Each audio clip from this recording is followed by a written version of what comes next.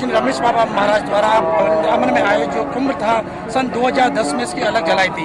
जब बाबा ने ये आंदोलन शुरू किया था तो तमाम ऐसे लोग थे जिनका हम नाम नहीं लेना चाहेंगे, उन्होंने इस बाबा के प्रयास का एक उपहास उड़ाया था।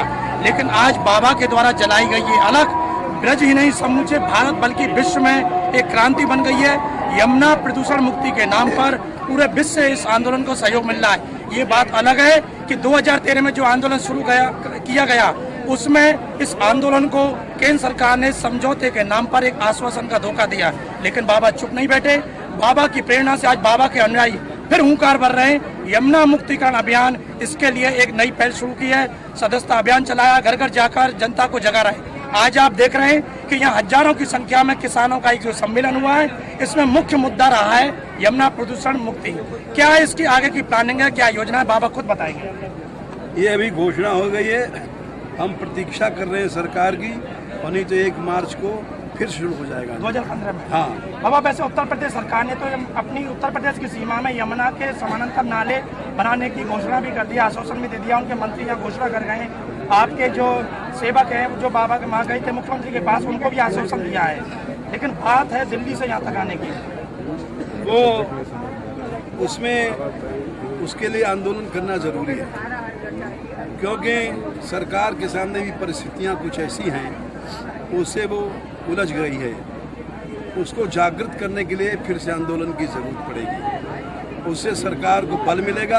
हम सरकार को कमज़ोर नहीं कर रहेंगे, सरकार को बल देंगे, अपने आंदोलन से उसको शक्ति मिले और यमुना जी के काम को करें। 2013 में जो आपका आंदोलन हुआ उसमें सबसे ज्यादा जो सहयोग का आश्वासन दिया, बड़े बड़े वादे किए भारतीय जनता पार्टी ने, आज उन्हीं की सरकार केंद्र में है, तो क्या उम्मीद है इन सरकार से? उम्मीद है, जब हम रुके हैं अब तक हम शुरू कर देते हैं। लेकिन जो अभी केंद्र ने एक योजना बनाई है गंगा नमामि गंगे, उसमें 2037 करोड़ का जो बजट पारित किया, लेकिन वो गंगा के नाम पर यमुना का उसमें जिक्र नहीं है, जबकि यमुना की बात उन्होंने कही थी। उमा भारती जी उसके मंत्री हैं। हाँ, इसीलिए आंदोलन की जरूरत पड़ सकती है और पड़ेगी। सफलता को लेकर क्या कहेंगे? सफलता तो भगवान के हाथ में, सफलता हमारे हाथ में नहीं है। लेकिन आप भगवान के भक्त हैं और भगवान भक्तों की मंशा को पूरा करते हैं। ये आप ही जैसे संत लोग इसको बार बार हमें विश्वास है हम सफल हो जाएंगे। तो देखा, ये बाबा की उम्र भले ही कितनी हो, लेकिन जो जज्बा है बाबा के अंदर से जो आवाज निकल के आई है, ये अकेले बाबा की आवाज नहीं है। बाबा के साथ लाखों लाखों यमुना भक्त जुड़े हैं और उसी के आधार पर बाबा ने कहा है कि हम जीतेंगे, ये आंदोलन पूरा होगा और यमुना अपने अविरल और निर्मल रूप में पुनः बहती हुई ब्रज में और जो इलाहाबाद प्रयागराज का संगम है वहां तक जाएगी। ऐसा बड़े ही विश्वास के साथ बाबा ने कहा है।